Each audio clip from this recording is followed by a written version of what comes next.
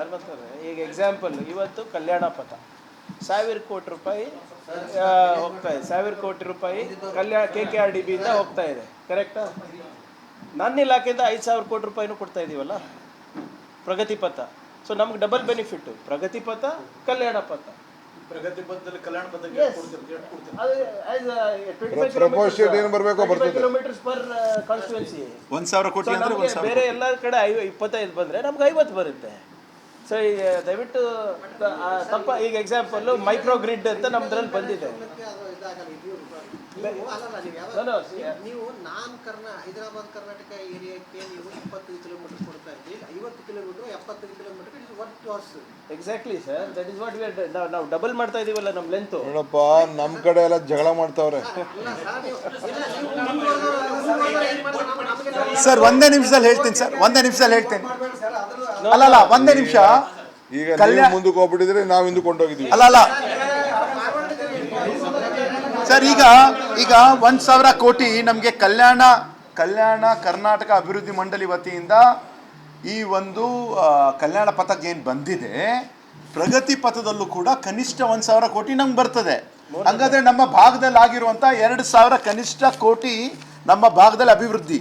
ನೀವು ಬೇರೆ ಬೇರೆಯಲ್ಲೂ ಇದ್ದೂ ಕೂಡ 1/3 ಇಲ್ಲ ಅಂದರೆ ಮ್ಯಾಕ್ಸಿಮಮ್ ಅರ್ಧ ಅನುದಾನ ತಾವು ಬೇರೆ ಬೇರೆ ರೀತಿಯಿಂದ ಇವಾಗ ಅಕ್ಷರ ಇದರಲ್ಲಿ ಆಗಿರ್ಬೋದು, ಆರೋಗ್ಯದಲ್ಲಿ ಆಗಿರ್ಬೋದು, ಉದ್ಯೋಗದಲ್ಲಿ ಆಗಿರಬಹುದು, ಮತ್ತು ಅಲ್ಪಸಂಖ್ಯಾತರಲ್ಲಿ ಆಗಿರ್ಬೋದು, ಎಲ್ಲ ಅರ್ಧ ಇದೆ. ಅಲ್ಲ ಅದು ಡಬಲ್ ಬರ್ತದೆ. 5000 ಕೋಟಿ ಮೀರಿ ತಾವು ಅದು ನೋಡಿದ್ರೆ ಮೊನ್ನೆ ನಡೆದಿರುವಂಥ ಒಂದು ಕ್ಯಾಬಿನೆಟ್ ಮೀಟಿಂಗಲ್ಲಿ ಸುಮಾರು 11,720 ಕೋಟಿ ವೆಚ್ಚದಲ್ಲಿ ನಾವು ಭದ್ರಾಗಿದ್ದೀವಿ. ಈ 5000 ಕೋಟಿ ಬಿಟ್ಟು ಅರ್ಧ ಇನ್ನ ಹೆಚ್ಚಿನ ದುಡ್ಡು ಬರ್ತಾ ಇದೆ ಅಂದರೆ ಸುಮಾರು 8,000 ಕೋಟಿ ತನಕ ಅಭಿವೃದ್ಧಿ ಪ್ರತಿ ವರ್ಷ ನಮ್ಮ ಭಾಗದಲ್ಲಿ ಆಗ್ತದೆ. ಆ ಒಂದು ರೀತಿಯಿಂದ ಅದೇ ಸಾಹೇಬರು DCM ಅವರು ಹೇಳ್ತಾ ಇದ್ದಾರೆ.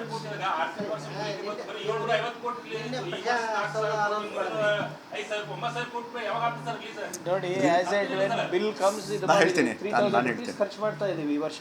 ಹೌದು, ಇತಿಹಾಸದಲ್ಲಿ ಆಗಿಲ್ಲ. First time sir. First time March 31 ತನಕ ಆಸ್ ಅಂಡ್ ವೆನ್ ನೀವು ಬಿಲ್ಗಳು ರೇಸ್ ಮಾಡಿ ಕಳಿಸ್ತೀರಾ, FD ಇಸ್ ಕ್ಲಿಯರಿಂಗ್ ಇಟ್. ಎಲ್ಲ ದುಡ್ಡು ಟ್ರೆಜರಿಯಲ್ಲಿದೆ. ನಮ್ಮ ಕಲ್ಯಾಣ ಕರ್ನಾಟಕ ಎಷ್ಟೆಷ್ಟು ಅವಶ್ಯಕತೆ ಇದೆ ಸರ್. ಓಕೆ, ಆಮೇಲೆ ನೋಡಪ್ಪ, ತೊಗರಿದು ಅರ್ಜಿ ಕೊಟ್ಟಿದ್ದಾರೆ, ಸರ್ಕಾರ ಗಮನ ತೆಳೆದಿದ್ದಾರೆ. ನಾವು ಟೆಕ್ನಿಕಲ್ ಟೀಮು, ಸಂಶೋಧನಾ ಕೇಂದ್ರ, ಅವಕ್ಕೆಲ್ಲ ಕೂಡ ನಾವು ಇದ್ರ ಬಗ್ಗೆ ಪರಿಹಾರ ಮಾಡಬೇಕು ಅಂತೇಳಿ ನೀವೇನು ರಿಪೋರ್ಟ್ ಮಾಡಿ ಅಂತ ಹೇಳಿದ್ದೇವೆ. ಇದ್ರ ಬಗ್ಗೆ ಆಲೇ ನಿಮ್ಮ ಡಿಸ್ಟ್ರಿಕ್ಟ್ ಮಿನಿಸ್ಟ್ರು ಭಾಳ ಜಾಗೃತರಾಗಿ ನಿಮ್ಗಿನ್ನ ಜಾಗೃತರಾಗಿದ್ದಾರೆ. ಅದನ್ನು ವ್ಯವಸ್ಥೆ ಮಾಡ್ತೀವಿ ಬಿಡಿ. ನಂಬರ್ 1. ಎರಡನೇದು, ಇನ್ನೊಂದು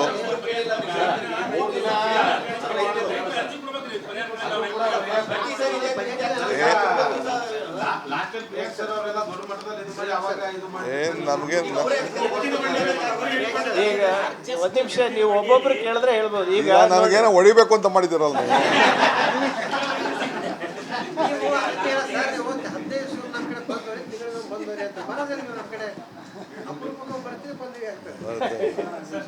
ಬಂದಾಗೆಲ್ಲ ನೀವು ಭೇಟಿ ಮಾಡಿದೆ. ಆಮೇಲೆ ನೋಡಿ, ದೇವಸ್ಥಾನ ಖರ್ಚಿಕರಿದಾರಲ್ಲ 12,000 ರೂಪಾಯಿ ಜಾಸ್ತಿ ಮಾಡಿದ್ವಿ.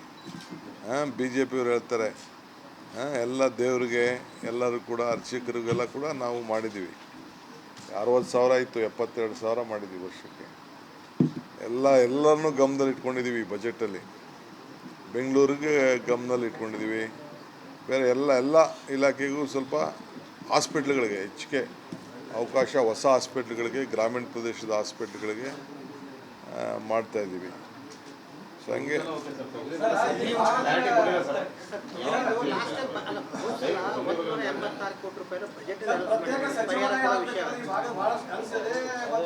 ಪ್ರೋಗ್ರೆಸ್ ಇದೆ ಸರ್. ಇದೆಲ್ಲ ಪ್ರೊಸೆಸ್ಸಲ್ಲಿದೆ ಸರ್, ಆಗ್ತಾ ಇದೆ ಸರ್. ನಾವು ಹೇಳಿದ್ದೀವಿ, ಮಾಡ್ತೀವಿ. ಇದು ಕ್ಯಾಬಿನೆಟ್ ನಿರ್ಣಯ ಆಗಿದೆ ಆಗಲೇ, ಮತ್ತೆ ಅದು ಬಜೆಟಲ್ಲಿ ತರೋದೇನು ಅವಶ್ಯಕತೆ ಇದೆ? ತೊಗರಿದು ಪರಿಹಾರ ಬೆಲೆ ಕುಸಿತಕ್ಕೊಳಗಾಗಿರೋದು 12,000 ಇತ್ತು, ಈಗ 6,500-7,000 ಬಂದು ನಿಂತಿದೆ. ರೈತರಿಗೆ ತೊಗರಿ ಕೈಗೆ ಬಂದಾಗ ರೇಟ್ ಇಲ್ಲ. ಈಗ ಸರ್ ಕ್ಲಾರಿಫೈ ಮಾಡಿಬಿಡ್ತೀನಿ ಸರ್, ಮತ್ತೆ ಅದೇ ಸುತ್ತಿ ಬಳಸಿ ಅದಕ್ಕೆ ಬರ್ತಾ ಇದ್ದಾರೆ ನೋಡಿ. ಹೋದ ಬಾರಿ ನೆಟ್ಟೆ ರೋಗ ಬಂದಿತ್ತು. ಅದು ನಾವು ಕೇಳಲಾರ್ದಂಥದ್ದು, ನೋಡಲಾರ್ದಂಥ ಹಾನಿ ಆಗಿತ್ತು. ಅದಕ್ಕೆ ನಾವೆಲ್ಲರೂ ಕೂಡ ಒಗ್ಗಟ್ಟಾಗೆ ಸೇರಿ, ರೈತ ಸಂಘಟನೆಗಳಿರ್ಬೋದು, ನಾವಿರ್ಬೋದು, irrespective of party, irrespective of everything, ನಾವು ಪರಿಹಾರ ಕೊಡಿಸುವ ಯಶಸ್ವಿ ಆಗ್ತೀವಿ. ನಾವು ಅಲ್ಲಿ ಆದಂಥ ಲೋಪಗಳನ್ನು ಈ ವರ್ಷ ಆಗಬಾರ್ದು ಅಂದ್ಬಿಟ್ಟು ಮ್ಯಾಕ್ಸಿಮಮ್ ಇನ್ಶೂರೆನ್ಸ್ ಕವರೇಜು ನಾವು ಈ ವರ್ಷ ಮಾಡಿಸಿದ್ವಿ. ನಿಮಗೂ ಗೊತ್ತಿದೆ, ತಾವು ಕೂಡ ಎಲ್ಲ ಬರೆದಿದ್ರಿ. ಹಿಂದೆ ನೀವು ಹಿಂದಿನ ಸರ್ಕಾರದಲ್ಲಿ ಮತ್ತು ಈ ಸರ್ಕಾರದಲ್ಲಿ ನೀವು ಇನ್ಶೂರೆನ್ಸ್ ಪಡೆಯೋದಾದರೆ ನಮ್ಮದ್ರಲ್ಲಿ ಹೈಯೆಸ್ಟ್ ಪರಿಹಾರನೂ ಸಿಕ್ಕಿದೆ, ಹೈಯೆಸ್ಟ್ ಇನ್ಶೂರೆನ್ಸು ನಾವು ಕೊಡಿಸಿದ್ವಿ. ಒಂದು ನಿಮಿಷ ಸರ್, ಕೈಂಡ್ಲಿ ಒಂದು ನಿಮಿಷ ಅರೇ ಒಂದು ನಿಮಿಷ ಇವರೇ ದಯವಿಟ್ಟು ಕೇಳಿ. ಅದಾದಮೇಲೆ ಎಲ್ಲ ಇನ್ಶೂರೆನ್ಸ್ ನೀವು ಹೇಳ್ತಾ ಇದ್ರಲ್ಲ, ಅಲ್ಲಿ ಕಟ್ಟಿಸ್ತೀವಿ ಇಲ್ಲಿ ಕಟ್ತೀವಿ, ಏನು ದೊಡ್ಡ ನಮ್ಮ ಮೇಲೆ ಎಸಾನ್ ಮಾಡ್ತಾ ಇಲ್ಲ ಅಂತ.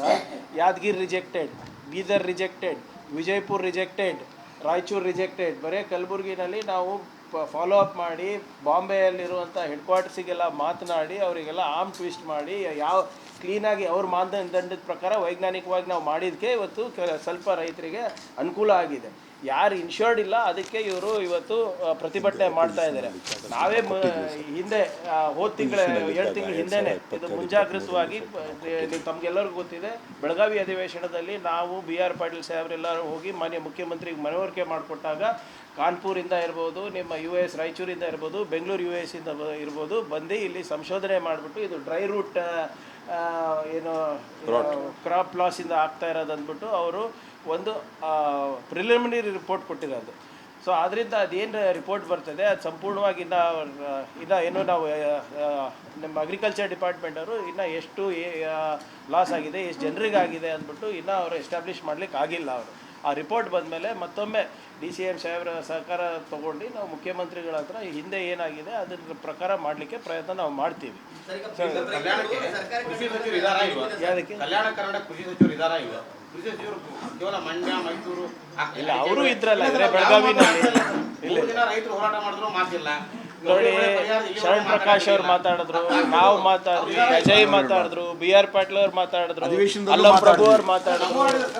ನಮ್ಮವರು ಅಧಿವೇಶನದಲ್ಲೂ ಕೂಡ ಇದರ ಬಗ್ಗೆ ಚರ್ಚೆ ಮಾಡಿದ್ದೀವಿ, ಈಗಲೂ ಮಾಡ್ತೀವಿ. ಅಧಿವೇಶನ ನಡೀತಾ ಇದೆ. ನಾವು ಸ್ಪಷ್ಟವಾಗಿ ಹೇಳಿದ್ದಾರೆ, ಕೊಡಕ್ಕಾಗಲ್ಲ, ಅದು ನೆಟೆ ರೋಗ ಅಲ್ಲ, ಡ್ರೈ ರೂಟ್ ರೋಗ ಇದೆ, ಅದು ಕೊಡಕ್ಕಾಗಲ್ಲ. ಅದೇ ರಿಪೋರ್ಟ್ ನಾವು ಅಧಿವೇಶನದಲ್ಲೂ ಹಿಂದೆನೂ ಮಾತಾಡಿದ್ವಿ, ಈಗಲೂ ಮಾತಾಡ್ತೀವಿ, ಅವ್ರ ಕಡೆಯಿಂದಾನು ನಾವು ಹೇಳಿಸ್ತೀವಿ. ಅಪ್ಪ, ರೈತರ ಬಗ್ಗೆ ನಮ್ಮ ಸರ್ಕಾರಕ್ಕೆ ವಿಶೇಷವಾದಂಥ ಕಾಳಜಿ ಇದೆ. ರೈತರ ಬದುಕನ್ನ ಉಳಿಸ್ತೀವಿ, ಬೆಂಬಲವಾಗಿ ನಿಂತ್ಕೊಳ್ತೀವಿ. ಅದೆಲ್ಲ ನಾವು ಈಗಾಗಲೇ ಒಂದು ತನಿಖೆನೇ ನಡೀತಾ ಇದೆ, ಸಂಶೋಧನೆ ನಡೀತಾ ಇದೆ. We are it. Okay, thank you. ಜನವರಿ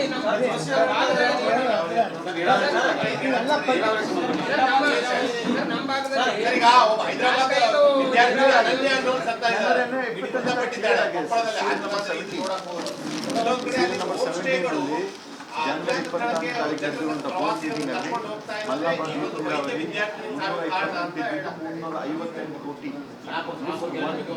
ನೋಡ, ಇನ್ವೆಸ್ಟಿಗೇಷನ್ ನಡೀತಾ ಇದೆ. ಟೂರಿಸಂ ಮಿನಿಸ್ಟರ್ ಮಾಡ್ತಾ ಇದ್ದಾರೆ. ಆಯ್ತಾ, ಇನ್ವೆಸ್ಟಿಗೇಷನ್ ನಡೀತಾ ಇದೆ. ಅದೇನು ಹೆಚ್ಚು ಕಮ್ಮಿ ಆಗಿದೆ ನೋಡೋಣ ಅದು. ಯಾಕೆ ನಾನು ಈಗ ಅದ್ರ ಬಗ್ಗೆ ಕಂಪ್ಲೀಟ್ ವರದಿ ನನಗೆ ತಿಳ್ಕೊಂಡಿದ್ದೀನಿ ಅಷ್ಟೇ. ರಾತ್ರಿ ತಿಳಿಸ್ತೀನಿ.